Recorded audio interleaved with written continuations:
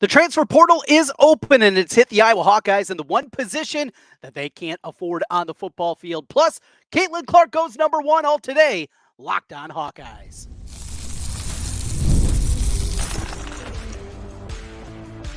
You are Locked On Hawkeyes, your daily podcast on the Iowa Hawkeyes. Part of the Locked On Podcast Network, your team every day. Hey, welcome in. I'm Trent Condon, and this is the Locked On Hawkeyes podcast. Thanks for making Locked On Hawkeyes your first listen every day. We're available wherever you find podcasts, and you can also find us on YouTube. While you're there, make sure you hit the subscribe button. Helps us get in front of more Hawkeye fans. Today's episode is brought to you by FanDuel. Make every moment more. Right now, new customers get $150 in bonus bets guaranteed. That's $150, win or lose. Visit FanDuel.com/lockedon to get started. Well, new intro every day, as you saw that one. If you're with us each and every day on the YouTube side of things, and a big thank you to the Locked On crew for that one, as we are off and running here on a Tuesday and a plenty to get into. The transfer portal has impacted Iowa.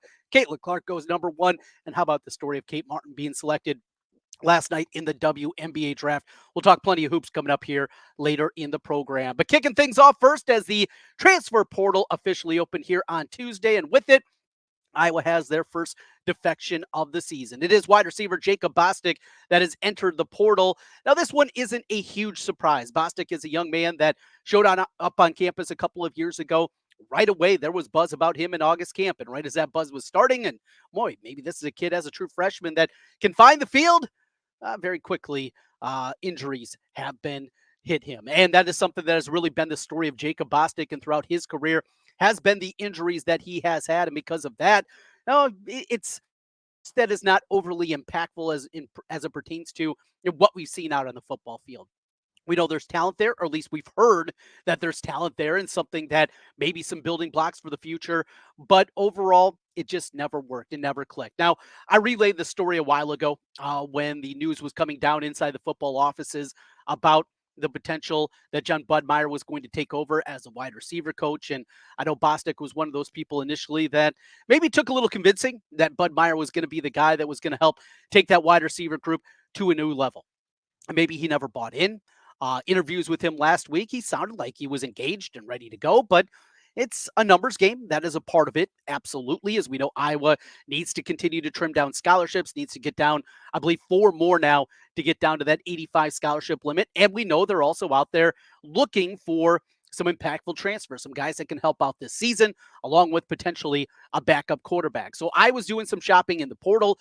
They are going to be active from what I have heard, even with the scholarship crunch that the Hawkeyes are in at this time. They are going to be looking around, finding that right kind of fit. And after what we saw a season ago, that shouldn't come as a surprise. And one potential that Iowa can do when we talk about these scholarship numbers and Iowa being over the scholarship limit, look, they're going to find a way to get to 85. They're not going to go into a season and break NCAA rules. But one potential that they have, and one thing that they can do, is the opportunity to go out there and make the decision to take some of the guys that came back for the bonus season. A Jay Higgins, a Nick Jackson, a Quinn Schulte, players like that came back for this bonus season of eligibility, guys that are getting good NIL money, and maybe find a little bit more for them and find a way where they go off scholarship and become a walk-on for the final season. This is something that has been talked about and utilized some other programs across the country. It hasn't been the case here. I don't believe that you would see Iowa take, one of the scholarships that they've been awarded to some of the walk-ons recently and say, oh, sorry, we don't have a scholarship for you anymore. I just don't anticipate that's the way that Iowa does it. We see what a big deal that is. And obviously guys that come here sold an opportunity, right? And make the decision that many of these guys had an opportunity to go and play for free. And instead they want to be Iowa Hawkeyes and go the walk-on route. I don't anticipate that you're going to see anything of that level where Iowa makes the decision, hey, we got to take these guys back off scholarship and go to that level. But as it pertains to these guys and some of those players that we talked about, I think that's a real possibility and something that can be done. Use the NIL and use the Swarm Collective and do that in order to make something where it makes sense for them financially. They will have their, obviously, scholarship paid for. And another change that we've seen in the past, scholarship athletes and walk-on athletes were different as it pertains to training table, some of the different things that you get on that side with the food side of things, not the case anymore. So it's not as big of a gap as it once was when we're talking about 10, 15 years ago when that was very significant, not just the scholarship money, but the training table and the kind of things that went along with it. And that is not the case at the same level that it once was. But that's where they are right now. So let's talk a little bit about the wide receiver position. And Jacob Bostick, again, a guy that you're hopeful for, saw him a little bit late last season. Now, the offense was such a mess late last season that was hard to glean a whole lot out of his career. And we'll see where he ends up and what kind of player he's going to be. But you look at the scholarship chart, and the first thing that jumps out to you is just the raw numbers of wide receivers that they have. Most programs at the FBS level, you're talking about 10 to 12 scholarship wide receivers. That's kind of what you're talking about. For Iowa, we're not even close to that. You have one junior and Seth Anderson, the transfer, who had the big play to begin the season in the touchdown on the second play from scrimmage from Cade McNamara. And we just didn't get a whole lot out of Seth Anderson after that. Then Caleb Brown, of course, last year coming in from Ohio State. Those are your two guys with the most experience. Then you get into a group of redshirt freshmen. Alex Moda from just up the road in Marion, very good athlete, a guy that weren't exactly sure what he was, came in as an athlete. Iowa given an opportunity at the wide receiver position. Jarrett Bowie, who of the young guys is maybe the most intriguing. He was on the travel team last year, saw a little bit of playing time, still maintained his redshirt status, but he's a guy I know that there is some excitement for, and potentially he could be of this young group, a guy that they have a big chance with. And then Dayton Howard. And he's kind of the great unknown. I mean, it's almost one of those projects that you're looking at. You talk about big men in college basketball and using those projects. Well, he's got the size. Well, that's certainly the case with Howard. Was not recruited from Missouri, Kansas, Kansas State, a kid from the Kansas City area, which may be a little bit surprising or concerning depending on your perspective. But Dayton Howard, the other one there. And then TJ Washington, Terrell Washington Jr., who we saw a little bit running back last season. He is transferred over to the wide receiver position and is going through both wide receiver and running back, trying to get him involved in a couple of different ways. And then finally, they have two freshmen that are showing up.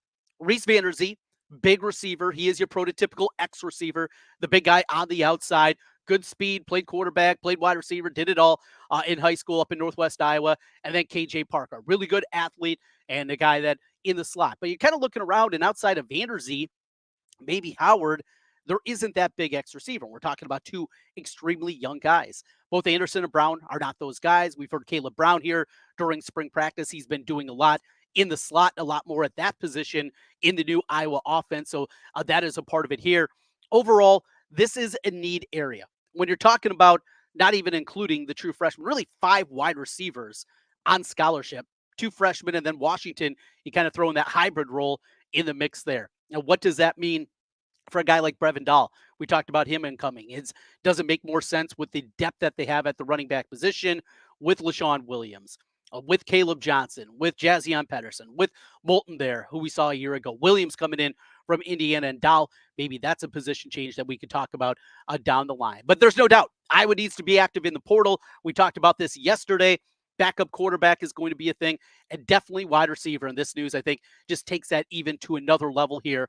Though we didn't get to see much Jacob Bostick, they need numbers, and they need numbers in order to get this offense up and clicking. Heck of a night last night in the WNBA draft as Caitlin Clark goes number 1, becomes the only second player ever from the Big Ten to be selected number 1. An incredible moment. A lot of great stories out of that. And of course, Kate Martin. That's right, the captain, the glue. She was also selected, and a bit of surprise. Really cool stuff there. We'll talk some basketball here. We'll talk about Caitlin Clark and her move to the next level. We'll do that as we continue. This is Locked On Hawkeyes. Today's episode of the Locked On Hawkeyes podcast is brought to you by the FanDuel Sportsbook. It's playoff time in the NBA and the NHL. Baseball, it's in full swing, and FanDuel, it is your place to bet on every single game. Right now, new customers get $150 in bonus bets guaranteed. That's $150, win or lose. Bet on everything from slap shots to home runs to slam dunks, all on an app that's safe, secure, and super easy to use. What are you waiting for? Visit FanDuel.com/lockedon and make your first bet an automatic win. That's right. FanDuel.com/lockedon. FanDuel, America's #1 sportsbook. Today's episode of the Locked On Hawkeyes podcast is also brought to you by Monopoly Go. Absolutely love this one. No doubt about it. I'm a competitive person. I love Monopoly. If this is true for you, we got something for you. If you're on that competitive side, find Monopoly Go. I'm sure you've heard of it. It's been downloaded over 150 million times. It's a great twist on Monopoly where you play on not one, but hundreds of Monopoly boards in crazy locations, building up amazing cities that bring you big money. But the best part is messing around with your friends.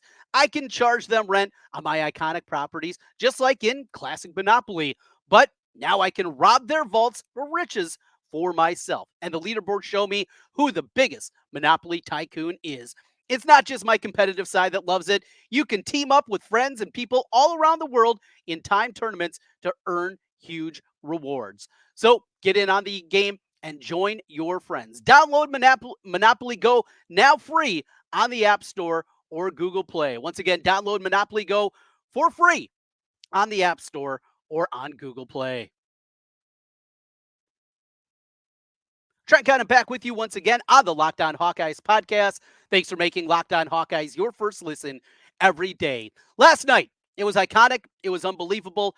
It was amazing. And it was Caitlin Clark going number one in the WNBA draft. Now, TV numbers are not out quite yet, but you can anticipate this is going to be the most watched WNBA draft of all time. I believe the record came back 20 years ago in 2004. You have an iconic player that played the hits too. I mean, just showing up. And we talked about yesterday for you everydayers about the SNL showing up on Weekend Update and doing something like that. We're talking about an Iowa women's basketball player on Saturday Night Live. Yeah, you can say that Saturday Night Live isn't what it once was, but come on. I mean, don't be old man yelling at the cloud here. Have a little fun. It is an iconic show. And Caitlin Clark was there in New York, brought her teammates along. Just think of that. Think of what she is going through, what she is living at this point in time. It's absolutely amazing. And then shows up wearing Prada. I mean, just looking the part, right? It's got the sunglasses, got just an incredible outfit, looking the part, looking like a star. And that's exactly what she is, dialed up. And for that moment, and we knew it was going to happen. It was inevitable.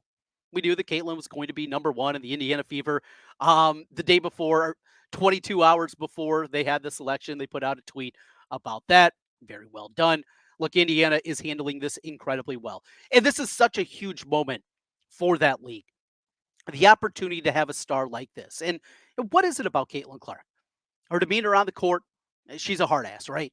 And there's parts of that can be frustrating at times, but it also can be endearing too. And that competitive spirit that she has and just how much she wants to win and how important that is. And now going to this level. The story is a second grader talking about her dream of playing in the WNBA. And now here she is to do it with her family. We know what a close-knit family that they are and that component of it. And having all of those different parts all come together on that night, yet she's still cool, calm, collected. How about in Indiana? So they open up the arena and for a watch party. Now, it's one thing for the NFL draft, right? Now, you're a season ticket holder for the Chiefs or the Bears, the Packers, the Vikings, and maybe you're a season ticket holder and you get one of those invites, and that's cool. But that's for the NFL. We're talking about the WNBA, and to have a banged out building for a watch party, to just sit around and wait for somebody's name to be announced. That's it. She's not going to come and shoot around. She's in New York. And Indiana had that thing banged out. An incredibly amazing moment. Three of her now teammates sitting there in the front row. They had the camera on them. And as soon as Caitlin Clark was selected number one, they rip off the jackets that they're wearing, and they're all wearing Caitlin Clark jerseys. It's amazing. And, there's times that we put a cap on exactly what Caitlin Clark is and what she can be and what she has been for the University of Iowa, for the women's athletic department, for the department as a whole, and for the women's basketball program. We put a cap on those things, and we just shouldn't. Because as we've seen time in and time out, from the iconic shots, the buzzer beaters, the logo threes, the style, the grace, all those things that she plays with. And there's always something more. Now, what is she going to be when she steps foot on the court for the first time? Is there going to be a transitional period? There will be. And it goes for everybody, right? It doesn't matter what kind of level and what league. When you're taking that step up and you go to the professional ranks, there's a step. But to think that she's going to, quote unquote, struggle. Yeah, the numbers are not going to be the same. We get that. Now, people talk about how it took a while for a player like Kelsey Plum. Kelsey Plum's 5'8". How it took a while for Inesco. Didn't shoot it well early in her career. Caitlin Clark's a different player. Caitlin Clark is 6 foot tall. Caitlin Clark is a big point guard. And yes, teams are going to play physical. And the physicality that she saw in games against West Virginia, against UConn, there's going to be defenders that are going to be able to do that. But the teammates she's going to play with now, with Leah Boston and company in Indiana, they're going to be good. The over-under, by the way, at FanDuel right now, 21.5 wins this season out of the 40 games for the Indiana Fever. I know there's going to be a ton of Fever gear out there, going to be a ton of people that are going to be involved, but what a moment. What a time. And if you would have told me not too long ago that instead of watching my Minnesota Twins, as they got beat last night by the Orioles, instead of having that on, baseball, NBA hasn't started. That'll start tonight with the play-in tournament. But that my eyes not were just going to be there to watch Caitlin Clark. Just kept it on, kept watching, because that's what women's basketball has done. And that's the growth that has been there. And it will continue. And not just to watch Caitlin be selected, but just to have it on throughout the course of the evening. Unthinkable. And I know I'm not alone. And I know a lot of people had the exact same thing happen with them. Absolutely amazing. One more amazing part, and that was Kate Martin. We'll talk about Kate being selected in the WNBA draft. What a moment that was, how cool it was, and we'll get into that as we continue. This is Locked On Hawkeyes. Today's episode is brought to you by LinkedIn Jobs. When you're hiring for your small business, you want to find quality, qualified professionals that are right for your role. That's why you have to check out LinkedIn Jobs. LinkedIn Jobs has the tools to help you find the right professionals for your team faster and for free. Hiring people, it is one of the more frustrating aspects of being a small business owner, as I am. Finding those right people, finding people that are a fit, finding people that can do the job and do it at a high level. You don't have time to go through tons of resumes, and LinkedIn Jobs can help you with just that. LinkedIn isn't just a job board. LinkedIn helps you hire professionals you can't find anywhere else, even those who aren't actively searching for a new job, but might be open to the perfect role. In a given month, over 70% of LinkedIn users don't visit other leading job sites. So if you're not looking on LinkedIn, looking in the wrong place. On LinkedIn, 86% of small businesses get a qualified candidate within 24 hours. Hire professionals like a professional on LinkedIn. LinkedIn knows that small businesses are wearing so many hats, so many different things that you need to do. You might not have the time or the resources to make that hire. 2.5 million small businesses use LinkedIn for hiring. Post your job for free at linkedin.com/lockedoncollege. Once again, that's linkedin.com/lockedoncollege to post your job for free. Terms and conditions apply. Trent Condon back with you one final time on the Locked On Hawkeyes podcast.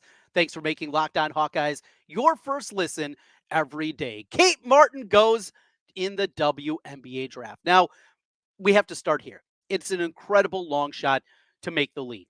And unless you're Caitlin Clark, unless you're one of these top-level stars, Cameron Brink, Cardosa, Angel Reese, players like that, it's tough. You know, we saw this just a year ago with Monica Sonato. And she was there, and very quickly, it was done. There are only 12 teams in the WNBA. There are only 12 roster spots in the WNBA. You're talking about 144 players. 144 of the best players from the age 21 to double that, 42 with Diana Taurasi. 144 players worldwide that make a WNBA roster. Think of that. Think of the difficult nature.